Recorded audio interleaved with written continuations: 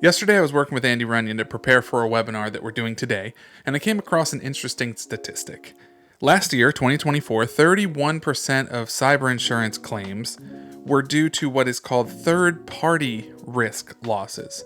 Now, that could include ransomware. It could also include things like vendor outages. Now, the interesting component of that is that the ransomware attack is not on the client directly, it's on a vendor that client utilizes in order to do their day-to-day operations. And if that third party goes down, now the client is incapable of doing what they need to do. We saw this multiple times, right? We saw it with CrowdStrike, and it wasn't necessarily ransomware, right? It could just be general outages. So yeah, CrowdStrike, CDK Global, Change Health, right? The subsidiary of United Healthcare.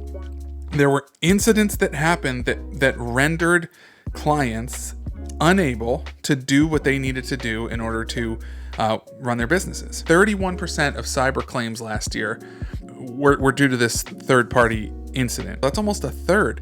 So you have a lot of clients who say, well, I'm too small to get hacked. I'm not a target. And the response tends to be like this sales tactic where it's like, well, maybe you're just too small to make the news. And maybe that's true. Just because you might not suffer a cyber attack directly doesn't mean these vendors you utilize, which may be very large and could be targets, won't suffer cyber attacks. And if they do, could your business continue to function? How would you do that? What would that look like?